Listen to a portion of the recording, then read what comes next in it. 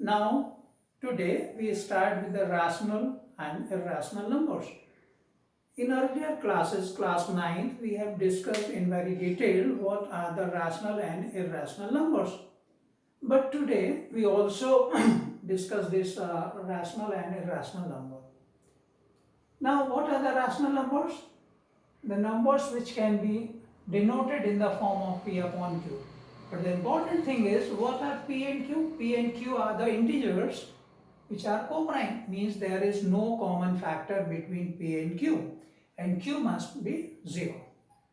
There are so many examples. All integers are rational numbers. All fractional values are the rational numbers.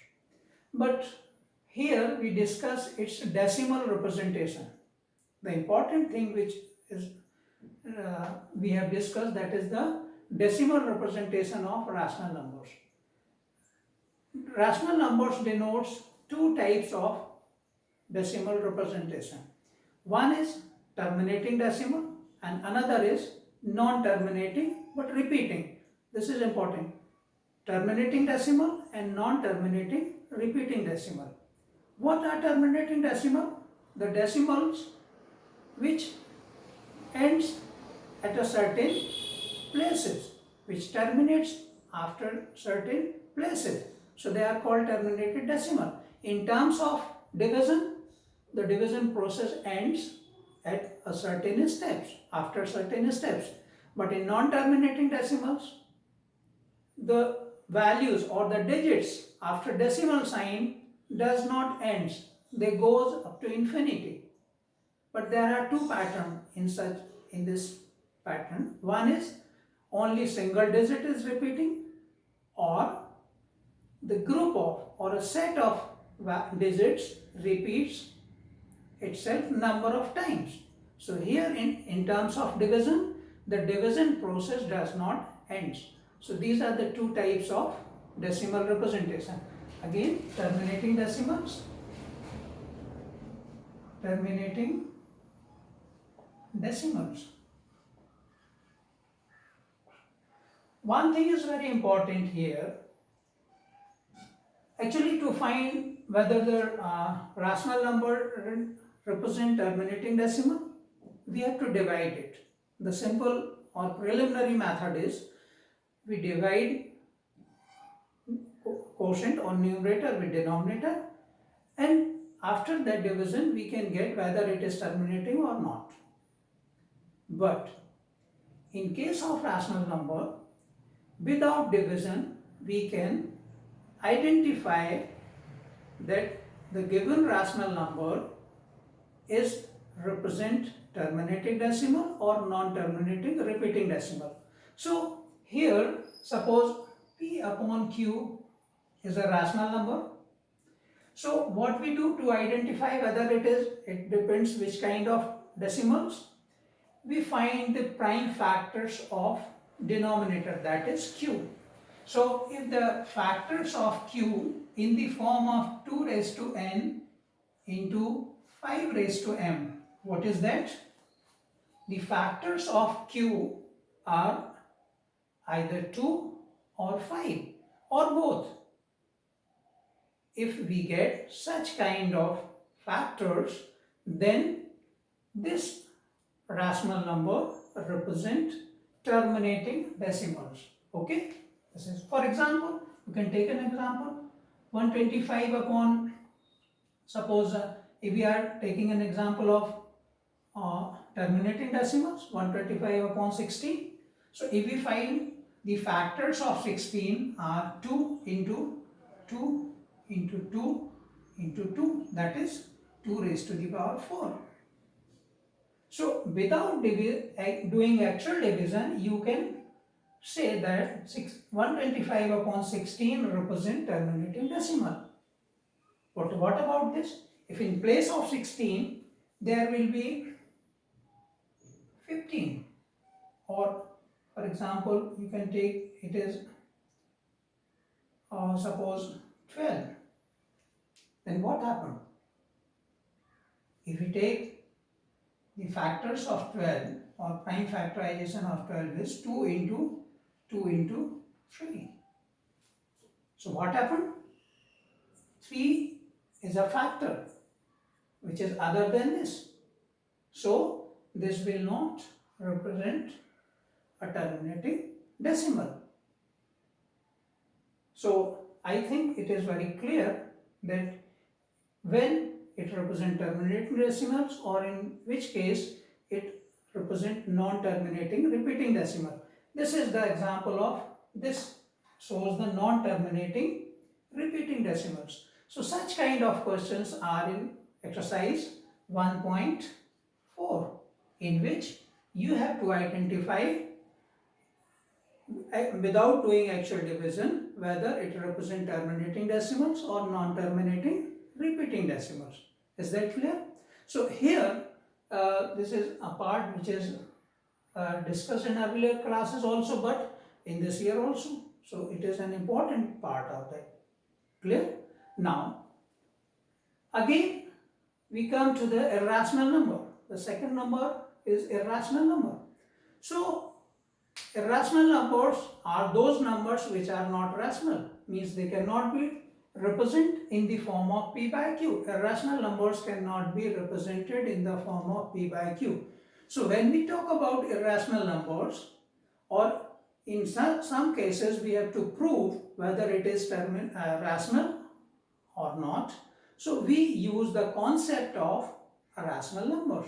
We start with rational numbers and the result we get, it is favorable or not, it is true or not. So this method is called the contradictory method, which we have discussed in later part of this lecture. Is that clear? Now the next and very important part is the divisibility theorem actually. The statement is, let p be a prime number if p divides a square, then p divides a also, where a is a positive integer. Means for any positive integer, if a prime number divides a square, then it also divides that number also. Its proof is very simple. It is not important, but to understand this concept, we have to explain it. Now what is that? We assume let the factor of a are p1, p2, p3 and up to pn. What is that? The prime factors of a number a are these n factors. Now if we square this, what happened? A square becomes p1 into p2 into p3 and pn whole square. Means we have two sets of these values, these factors, p1 into p2 into p3 up to pn into again p1 into p2 into p3 up to pn. So it is, these are the factors of a square. Now because p divides a square, what does it mean? P is a factor of a square. Means in this set of values, any one value is p. Is that clear? Because p divides a square means there will be a prime factor p of a square. So p is one of the value of these factors. What are these? These are nothing but a repeating set of factors. Means p is one of the value among these factors. इनके बीच में से कोई एक value जो है वो p होगा. Clear? Now if p is one of the value between these factors, so these are the factors of a also. It is very clear. If p is one of the factor of this, means p divides a. Is that clear? So this is the you can write also if you want to write it. So p is one of the value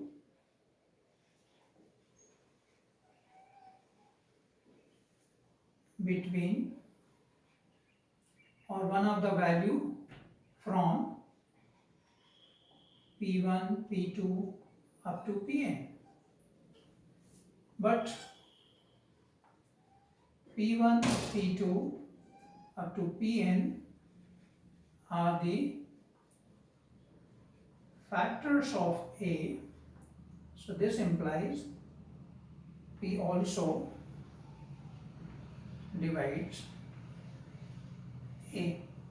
So this is the simple clarification of this statement, which is not necessary as the examination point of view, but to understand what is that, this is the explanation. Clear? Now we come to the exercise 1.3, in which we have to prove that the given number is an irrational number. So as we discussed, it will be proved in terms of rational number. So here the first question is prove that under root 5 is irrational.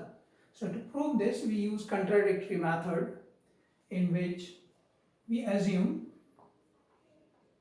let under root 5 is a rational number. If under root 5 is a rational number, so under root 5 can be denoted in the form of P by Q, where P and Q are co-prime and Q is not equal to 0. This is important part, P and Q are co-prime. Now on squaring both the sides, we have 5 equals to P square upon Q square. And transposing this, we have P square equals to 5 into Q square. What does it mean? P square is written in the form of 5 into Q, means there are two factors. 5 is a factor of P square. So this implies 5 is a factor of P square. This means by the previous theorem, if 5 is a factor of P square, so 5 also be a factor of 5 divides P. Is that clear? 5 divides P square, so 5 also divides P. Is that clear? Now, this is first part, means 5 is a factor of P. Now, if 5 is a factor of P, so P can be written in the form of 5 into K. So, by substituting the value of P in relation 1, so from 1, what we get? We get 5K whole square equals to 5Q square. So, this gives 25K square equals to 5Q square. Now simplifying this, we have 5 will cancel, 25 cancel with 5. So 5 into K square equals to Q square. Again we get the same kind of relation which we have in 1. Q square have a factor 5. So this implies that 5 is a factor of Q square, means Q square is divisible by 5. Here this means 5 divides Q. Now what we have? 5 divides P and 5 divides Q. What does it mean? 5 is a common factor between P and Q. This means, so therefore we have, or we can write, since 5 is a factor of P and Q both, means P and Q are not co-prime. P and Q does not belongs to co-prime, which contradict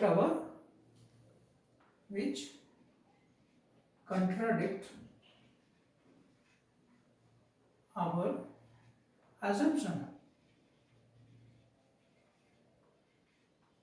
What is our assumption? Our assumption is under root 5 is a rational number. So this clearly indicates under root 5 is not a rational.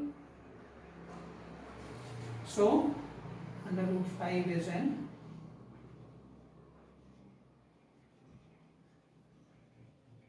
irrational. Hence it is proved. Now we take another question of this same exercise 1.3. Prove that 6 plus root 2 is an irrational. What is that? In this given number, there are two parts. One is rational, integer, and another is irrational. So sum of a rational and irrational number always be a irrational. Is that clear? So here to prove this, again we use the contradictory method. Let 6 plus under root 2 is a rational number. Now, if 6 plus root 2 is a rational number, so it can be denoted in the form of p by q. So we can write 6 plus root 2 is p by q, where p and q are co-prime. It is very clear. Now, if we transpose 6 to other side, what we have? We have root 2 equals to p upon q minus 6. And simplifying this, we have p minus 6q upon q, which is under root 2. Now look at this relation. On the left hand side, it is very clear that under root 2, which is an irrational number. And what on the other side, on the right hand side? We have p minus 6q upon q. P and q are co-prime integers. So p minus 6q also be an integer. This will be an integer and q also be an integer. So this value is in the form of p by q, means this is a rational form and this is a irrational form. So rational and irrational cannot be equal. So this contradicts our assumption, means but under root 2 is a rational, is an irrational, and p minus 6q upon q is rational. So root 2 cannot be equal to p minus 6q upon q. Means the relation we get which contradict our assumption. So this contradict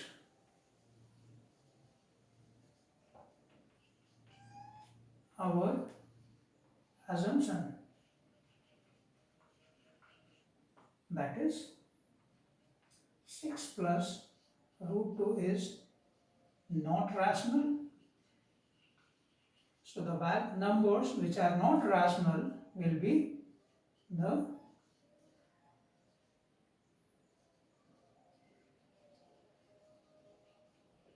irrational. Hence it is proved.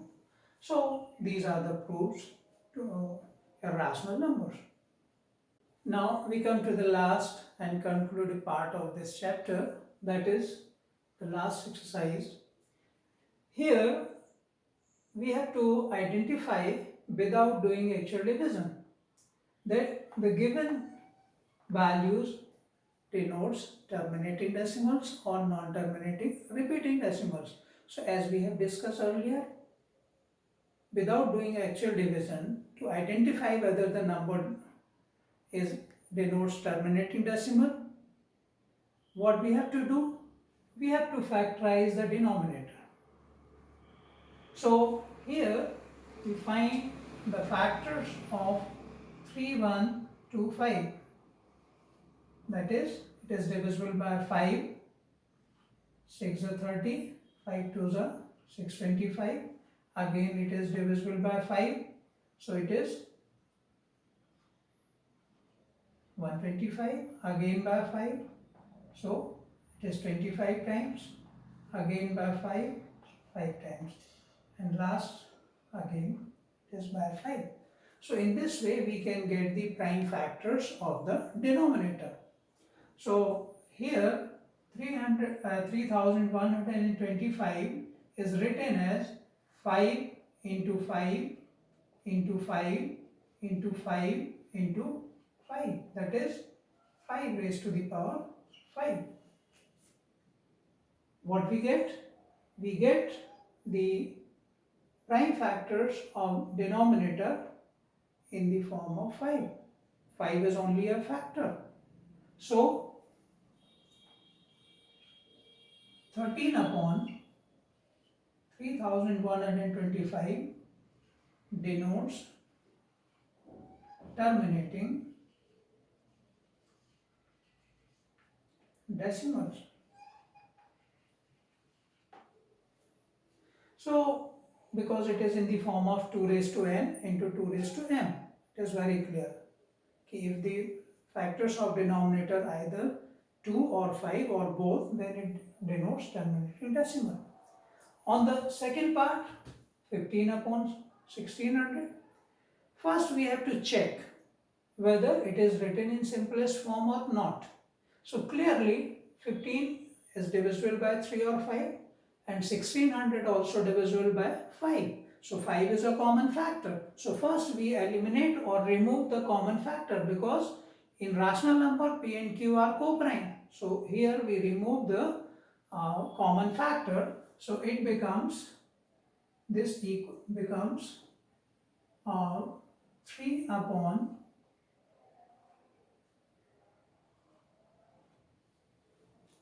it is 5 3s are 15, 320. 5 3s are 15, 5 3s are 15, 5 2s are 10, 0. So 3 upon 20. Now it becomes in the form of co-prime. So we find the factors of 320. So the method is same. First is 2, then 160, again divisible by 2, it is 80, again by 2, 40 times, again factor is 2, 20 times, again 10 times, then again by 2, 5 times, and then 5 ones are 5. So these are the factors of 320. So factors of 320 are, 2 is multiplying how many times? With 2, 1, 2, 3, 4, 5, 6, means 2 raised to the power 6 into 5. So again, which is in the form, the factors of 320 is in the form of 2 raised to 6, 2 raised to n and 5 raised to n. So it denotes terminating decimals. So this is very simple and part, but here before identifying the rational number, first we have to simplify. We have to check whether any common factor is there or not. So first remove that factor. In other question number second and third, the same part we have to do. We have to identify those numbers which denotes terminating decimals. And question number 3, they are given decimal representation of number is given. You have to identify which is terminating, which is non-terminating, repeating. So it is very clear, we have discussed. In terminating decimals, there are fixed digits after decimal sign, but non-terminating, repeating, they occur in different manner, not fixed manner. So if the values are not coming in fixed manner, but going up to infinity, expanded up to infinity, such values are non-terminating, non-repeating. So these values are irrational number. So rational, you can differentiate between rational and irrational. Thank you. Is there any difficulty in this chapter? You can ask.